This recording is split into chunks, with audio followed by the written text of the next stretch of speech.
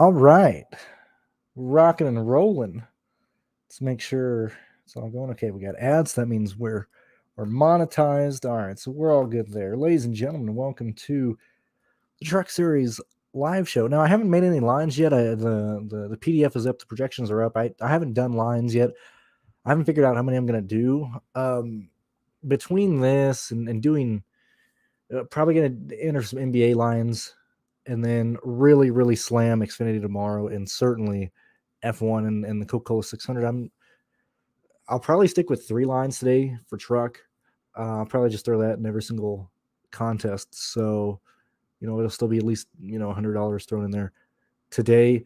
I'm probably going to lean 2 Zane Smith lines, one Kyle Busch line. And even with that, I'm debating that I don't think you need Kyle Busch and Nemechek in your lines tonight. Really based off, let me move this over here.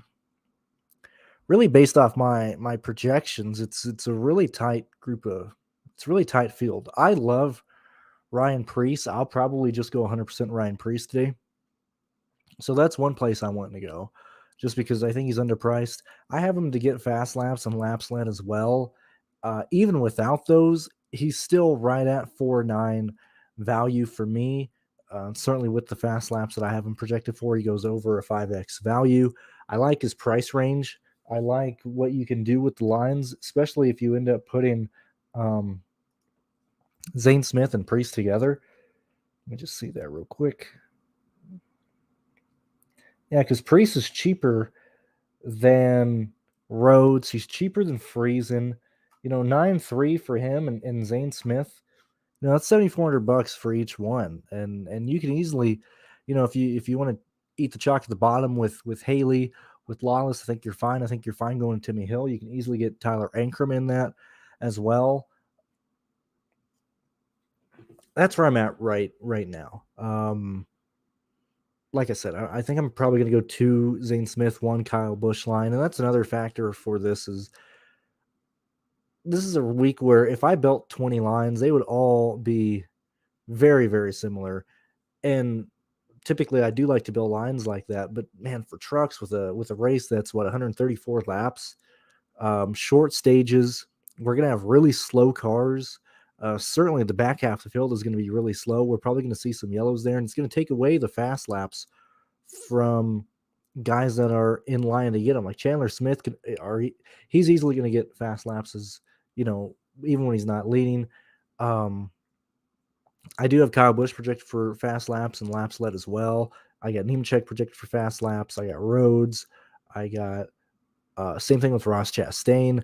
I mean, this is a really spread out type of race, and just due to the way that these guys end up qualifying, it's really prioritizing guys that are just going to hit value, and not necessarily guys that can get you all the laps led and stuff like that. Like head to head, it's between Zane Smith and Kyle Busch for me in terms of lap leaders. I'm leaning Zane Smith for this race. He's shown it time and time again that this car is fast, and I like DGR. Man, I really do. I like Ryan Preece. I like Zane Smith. Maybe do I consider Tanner Gray? I don't think I can, starting 6, but these trucks are very fast and consistent. They are going to be up there all night competing with the KBM trucks. We've seen that Nemechek just hasn't had the speed to really cut through the field. Like, obviously he'll get through the field here, but with the one group racetrack, a situation where what does Majeski do? Does Majeski just run away? Like, that's where the Kyle Busch line comes into play. Like, Ty is most likely going to start in the bottom. It really all depends on how well Zane Smith can throw it in turn 1. Because if they're side by side at a turn 2 down the back straightaway, I got to give the edge to Smith. Even with Kyle Busch pushing Ty Majeski, there might be a situation where Majeski just doesn't get going out of turn 2, and they make it 3 wide down the back straightaway. And then it leans towards, Kyle Busch having the low line entering 3, Zane Smith having the outside. They're kind of in line. But even with that, like when we look at the practice stuff, and I know it's different. I know it was different temperature. I forgot that I don't have the practice stuff open. Let me open that right now. Yeah, I think Deegan's very much a free square just because she's so cheap. She has to do so little, and I think she's going to be fine, especially due to the fact that it was just a seal leak on the rear axle, and all they do is just take the rear axle apart and put it back together, and she's going to be fine. She's going to be good to go. I don't see a big issue with playing Deegan. And so I think Deegan's going to be chalky, which is another reason why I didn't necessarily want to do single entry tonight, because I think Deegan's going to hit. I think it's going to be a pretty chalk type of slate, and I don't necessarily just want to try and outpace that by entering a ton of lines tonight. Let's go ahead and break down the Zane Smith laps. Also, another thing that really frustrated me with the practice session was that people were just like shocked that Benedetto ran that fast, where he had trash on the grill during that run. That's why he went down pit road on the sixth lap there. Okay, same situation as Kansas. Head to head, who has the speed here between Zane Smith and KBM? This is actually here. Let me bring up Kansas. We're going to compare Kansas, and we are going to compare this weekend's practice session. And I understand that they're not head to head, but in terms of seeing similar data points that I need to be aware of, let me bring that up real quick. Make sure I don't have my projections up. Let me make sure I don't have Pearce's projections. Let me move these lines off of here in case I accidentally click on one of these tabs. Okay.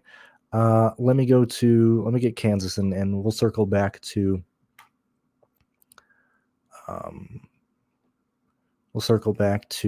practice here.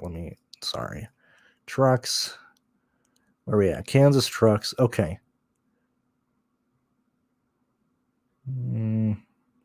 Get anything to load. As everybody keeps jumping on in here, feel free to drop things in the in the comment section below. Okay, so here, secondly, this really shows that NASCAR really, really, really screwed up the data at Kansas, because I'm gonna show, and it's not gonna be too bad. I mean, one, if you do like this type of free content, consider joining the Patreon if you're not already a part of it as soon as the first rolls around, 1st of June. But here, let's take a look at Kansas, and I want to show you. Let me move this up here. Sorry. Okay, so here's the Kansas data. So this is what, and this is, so I'm going to show both the Charlotte stuff and the Kansas stuff real quick.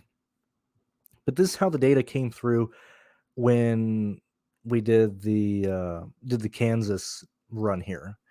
And this situation where Zane Smith only ran 2 laps on the track, but I didn't consider the fact that just how faster his average was, like how fast he is here compared to Nemechek. Like when we look at Nemechek and Zane Smith at Kansas, Nemechek ain't even hitting 160.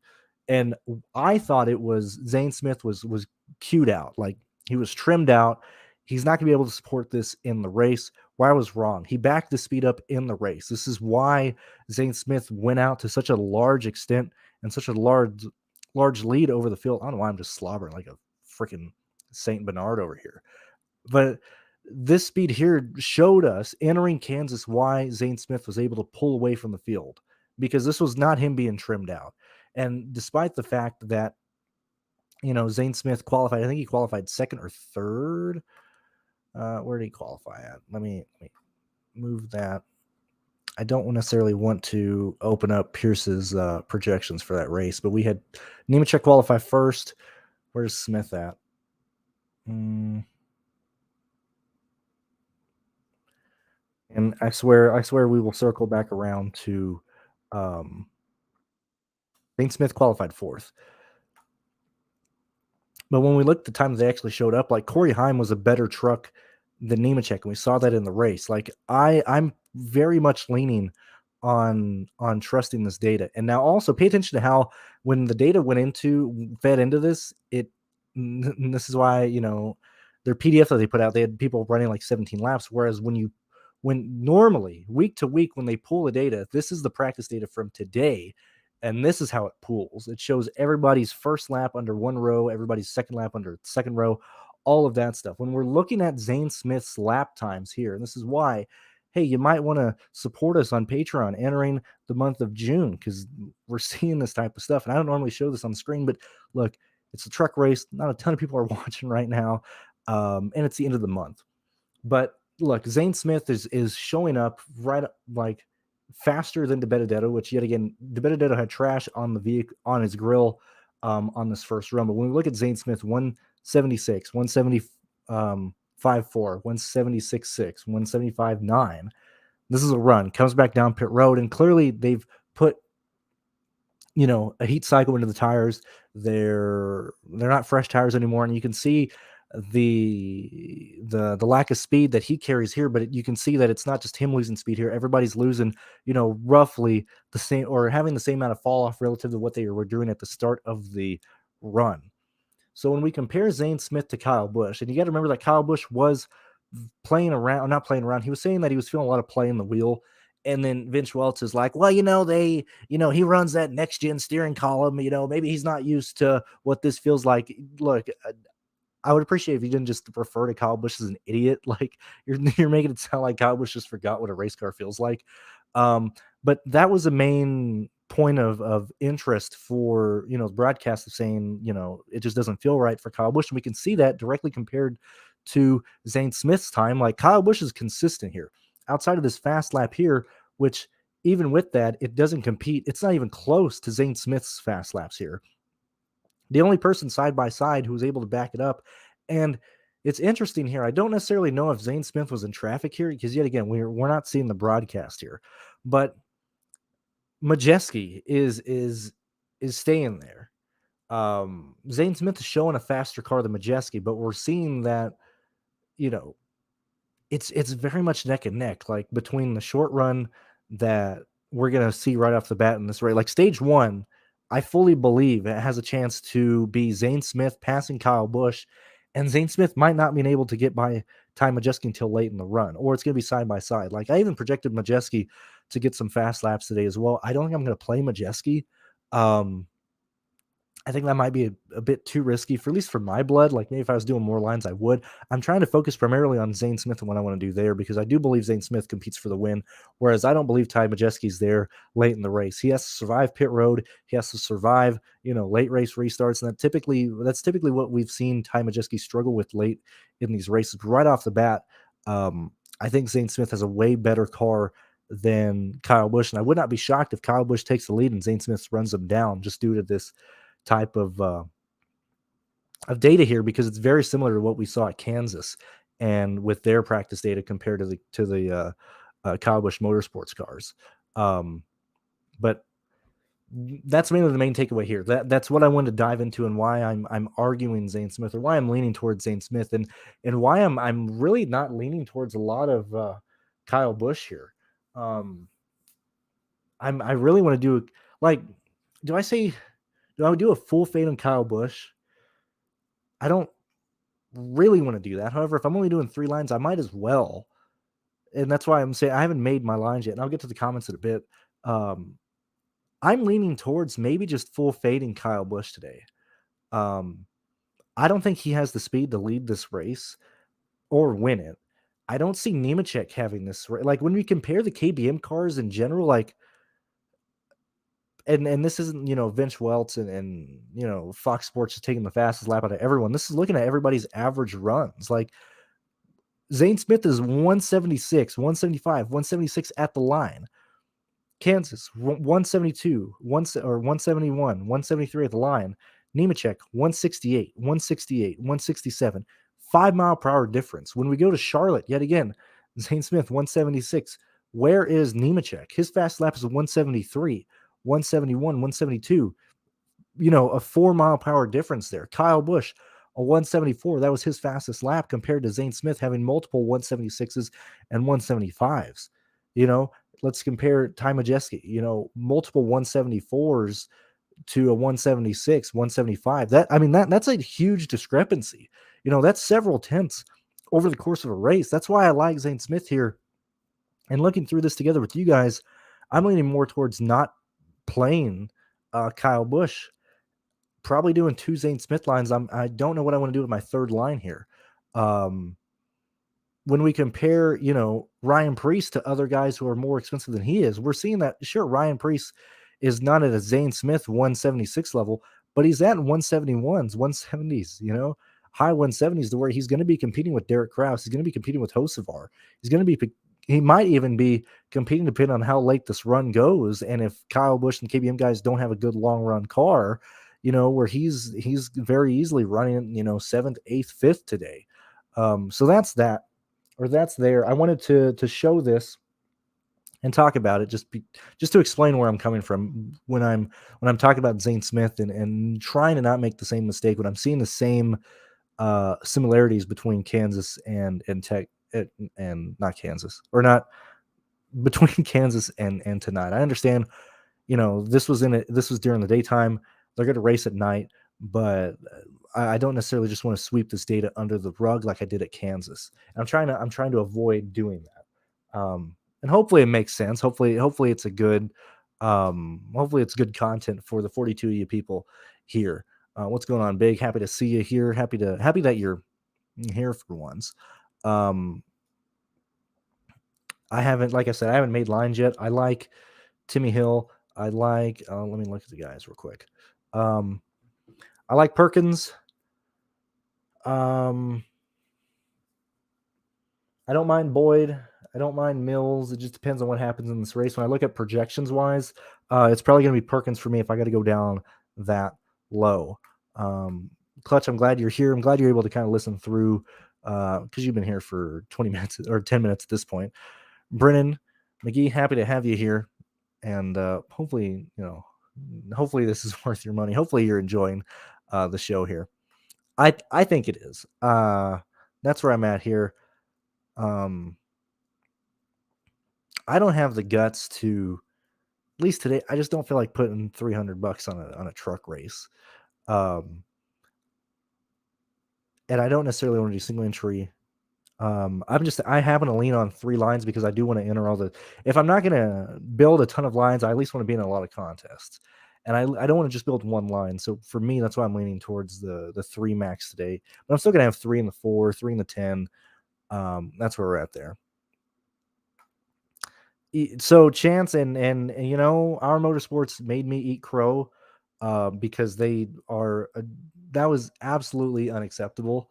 And I said the same thing when they had transmission issues with they had driveline issues with Anthony Alfredo. You got 3.5 hours. Any crew worth their salt should fix that, and they didn't. That's embarrassing.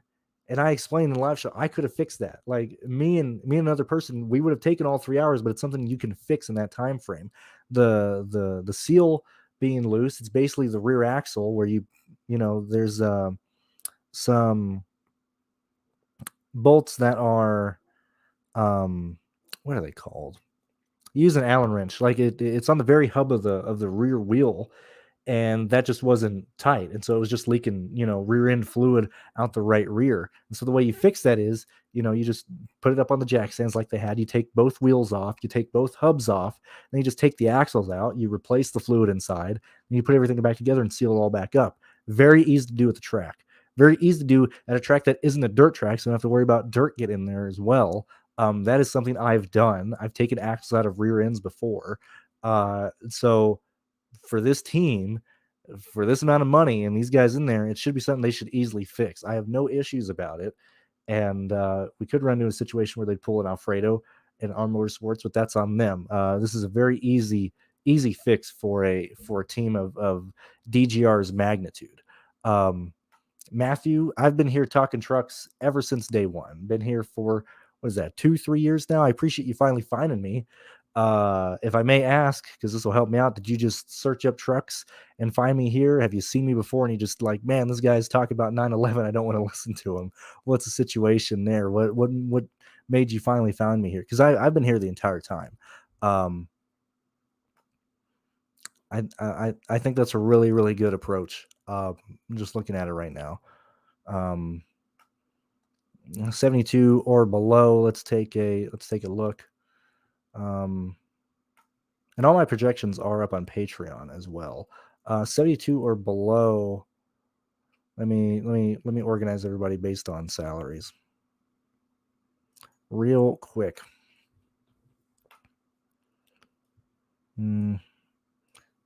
Let's see. And I do appreciate you guys joining me today, spending your Friday evening with me here talking trucks at Charlotte. I kind of want to get this over with before the ARCA race starts, because I want to see what Rex will get in the ARCA series. Let me get this here. All right, 72 or below. Timmy Hill's the best play point per dollar wise there. It's Timmy Hill and Haley Deegan, 7,200 or below, point per dollar wise for me. Yeah, well, and that's another, like, I really don't waste time, or not waste time, but I don't want to annoy you guys being like, hey, subscribe, hey, like, hey, ring the bell, sometimes it works, sometimes it doesn't. And if you like my content, hopefully you normally go out of your way to find my stuff. Normally I tweet out and things like that. Ankrum is a very, very, very interesting play. I think he's going to be chalk. I have Ankrum 43 points today, a 5.4 value. When we look at Ankrum, I think he passes 13 cars. I think he's certainly a top 15 car. That's another reason why I didn't want to build a lot of lines, because there's a chance a lot of the chalk does come through. And I don't necessarily just want to eat all the chalk, because Deegan has to do very little to get through. Tyler Ankrum has to do very little to get through. Timmy Hill has to do very little to get through. Zane Smith has to do very little to get through. And even if you're building, and even if Kyle Busch runs away with the race, or it's a KBM type of race, those lines are still going to be filled with Ankrum and Deegan. And so I think Ankrum's a very good play. I'm not sure how much I'm going to end up with here. And I guess we do have new viewers today. Normally I make 20 lines. I usually do anywhere from 12 to 20 per slate. Just here, I don't necessarily just want to be building lines like that, like crazy. Kevin Lane, thank you for joining. 5,800 or below. Single entry. Let's take a look. Let's take a gander truck look. I think it's probably safer play is Dean. I like Perkins there. But if you can get up to Lawless, I think Lawless is like Deegan, Hill, and Lawless are all good plays. And unless you're getting to the very bottom of the salary at Blaine Perkins or Spencer Boyd, I try and land on Lawless or something. That's what I would do, personally there. Or either way, I'm with you there. And I mean, feel free if you guys do want to, hit the notification bell. But like I said, I don't necessarily want to annoy you guys with that type of stuff. And I know I'm going through the chat, so I'm a bit late. But as I said, it's not something I'm worried about. See, Majeski is interesting. The more I talk about it, the more I am interested in doing a Majeski in one line, just see what happens here. But I'm not on Eckes today. What do I got Eckes for?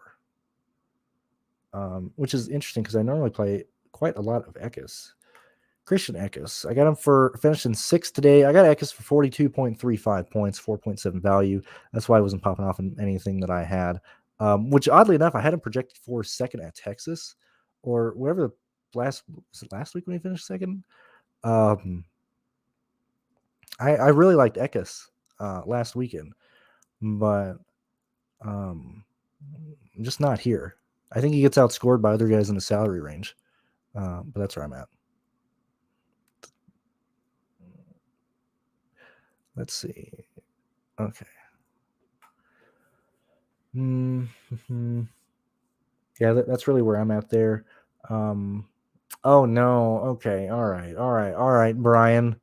I understand. We're worried about the mechanical issue, but you don't got to spam in chat, man. I'm not some big YouTube channel who doesn't acknowledge people. I will eventually get through all the comments at some point, but we will get there. Oh, you asked again. I'm sorry. You retracted on YouTube. StreamYard are still showing it. My bad. I take back my little my little um, my little rudeness right there. But in terms of lineups,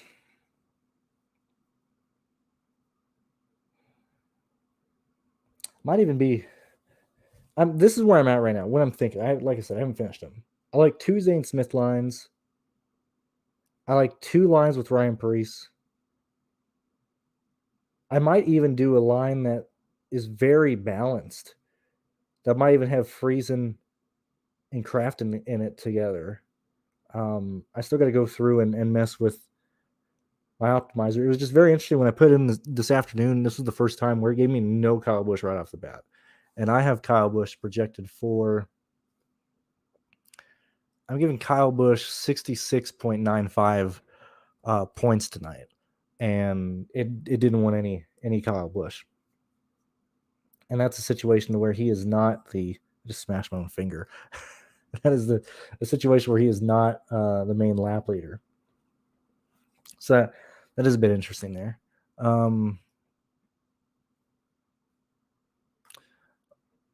What Smith you talking about? I assume you mean Zane. And yeah, the Nemechek play, and I went through the practice stuff, and that's what concerns me about KBM in general, to where Nemechek at 11.5. And I don't normally give out these many projections, but like I said, it's a truck series race. It's the end of the month. Trying to explain the way I go through things. I have Nemechek tonight projected for 53.35 points. That's a 4.6 value. There's guys who are going to outscore him.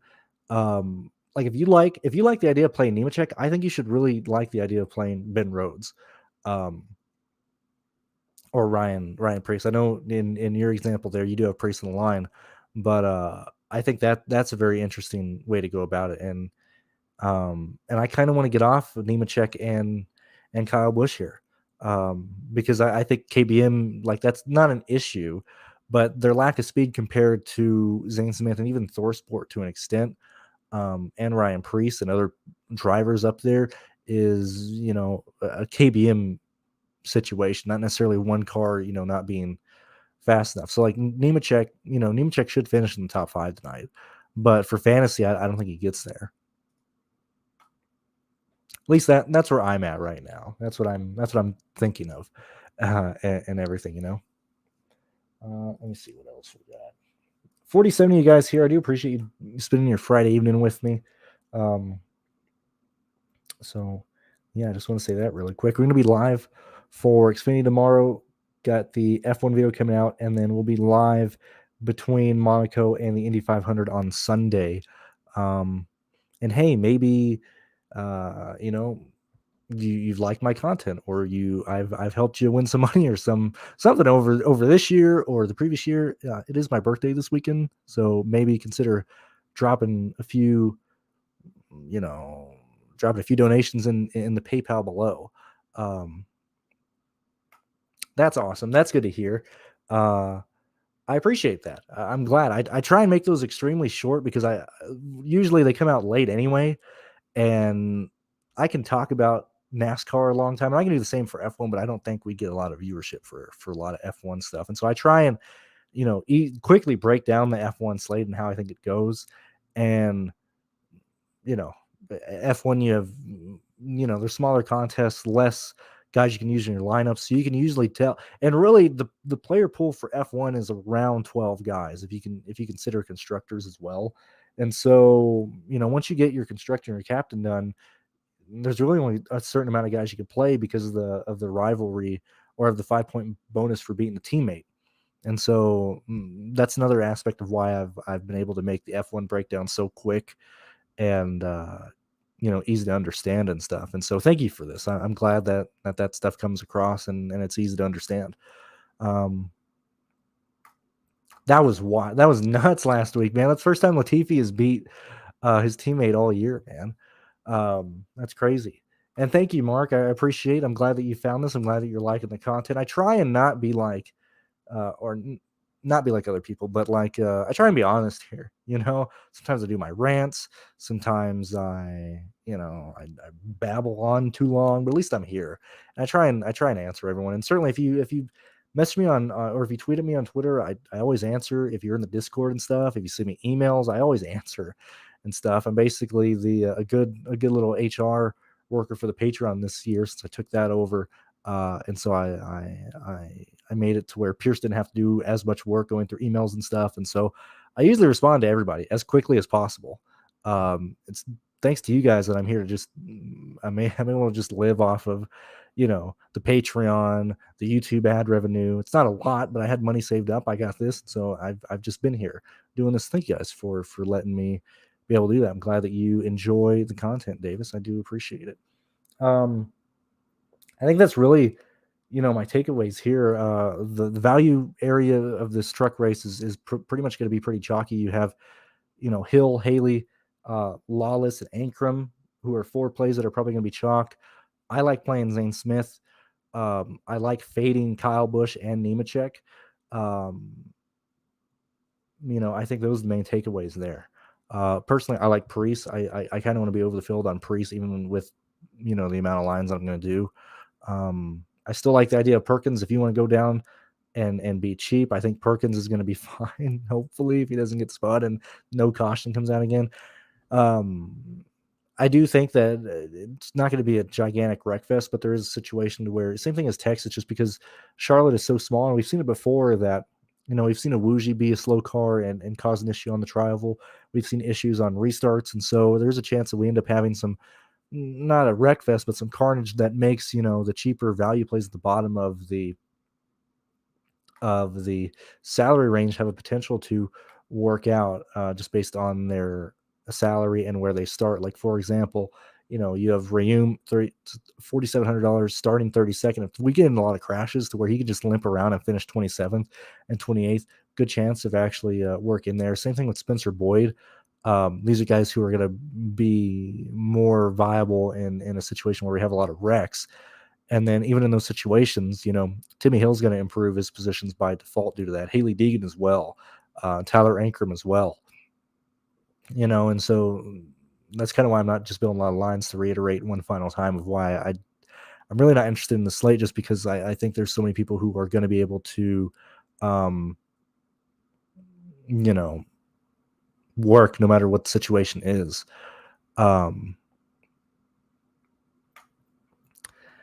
Favorite Indy 500 memory. That's tough, man. Anytime they get upside down, okay. See, now you set me off, Brian. I say it. My dream. I just want to see somebody hit the scoring pylon, please, Indy. I hate it baffles my brain that it's 2022 and Indy is the world center of racing, and they don't have safer barriers all around the entire track. And the angles at this track are freaking crazy. It's insane. I don't understand it. But Brandon, you're gonna lose, racing space, or the area, like the racing area on the track. Well, then let's do that. Come on, what are we doing? Favorite Indy 500 memory is not actually watching, but just going through and watching all the fatal accidents. No lie. Swede Savage. Oh my God. You caught me off guard. I can't think of other guys. But yeah, all the Indy, especially like, you want to talk about feeling alive, man. Indy racing up until the 90s. From the 20s to the 90s, that was real racing. Those guys were real men. You hear me talk about loving 90s NASCAR, 80s NASCAR, 70s NASCAR, not because the racing was the most incredible thing ever, but the fact that those guys would strap in and race like that. That's incredible. So that's really my favorite Indy stuff, not necessarily any one specific, like Dan Weldon winning the race. It's not him winning the race, it's the fact that he dies later. And everybody's like, oh well, that's why so and so wrecked a turn 4. it was Dan Weldon's time, so they gave him one last win. IndyCar rigged the race, man. IndyCar rigged the race. So Dan Weldon could win, and I have quickly lost all the new viewers. Thank you for setting me off. I did not see the comment. I assume you found me on Twitter, which is both good and surprising. I don't really do a lot of promotion on Twitter. I tweet very little on there. So if that's the case, thank you for finding me on there. I think I'm gonna let everybody go since I've completely ruined the stream. What a fantastic stream! Started talking about practice data and ran it into the ground. But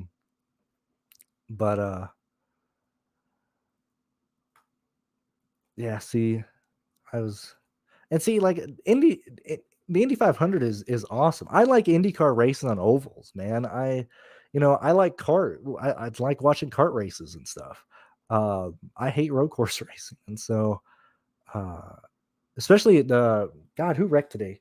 Herta, awesome wreck. Get in that catch fence, boy. Let's get a bit higher. Oh, okay. Probably the best Indy crash. Very similar to Sweet Savage, and having the crew member get ran over on the pit road. Was it one of the mirrors? Or was it Usher? May have been Usher. No, that's a separate incident. Usher's on fire on pit road with an ethanol fire.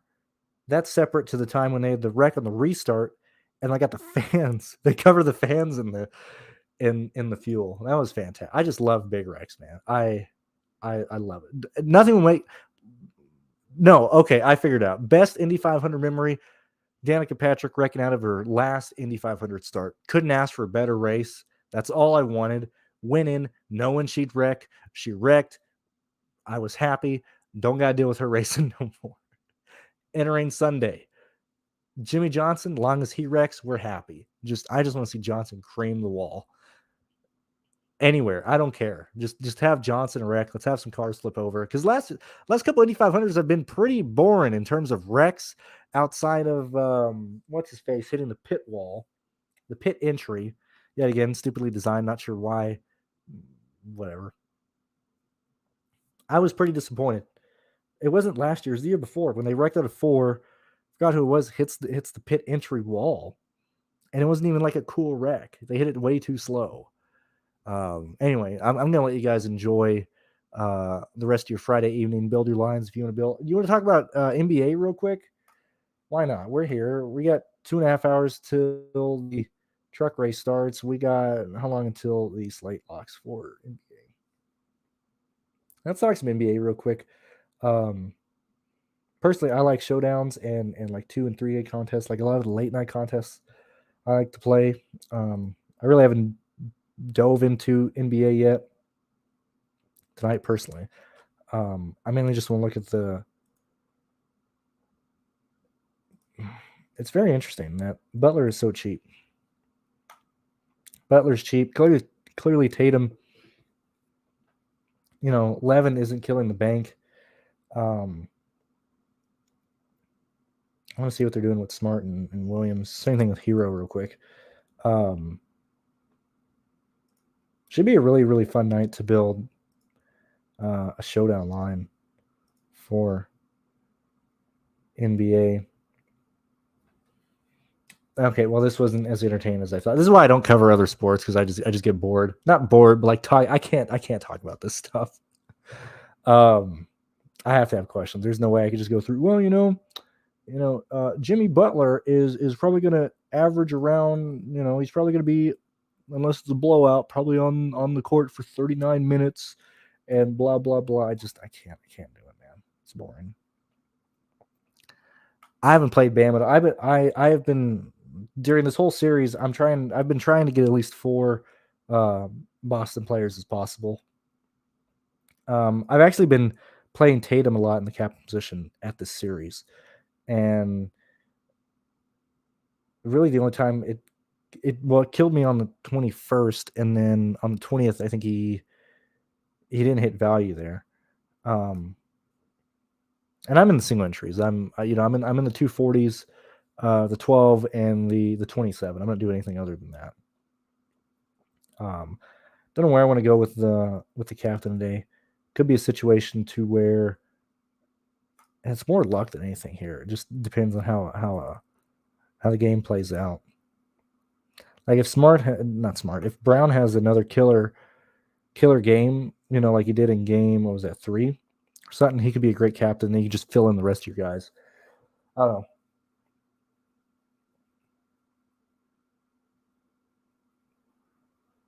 The thing that has worked for me a lot this playoffs, not in the series, but not punting.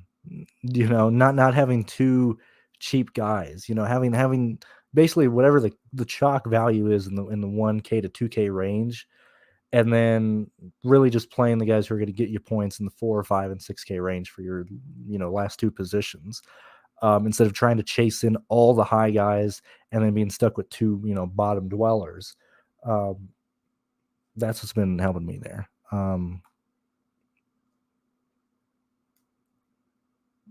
I know, man. You gotta. I'm telling you. I just want to see somebody hit the pylon.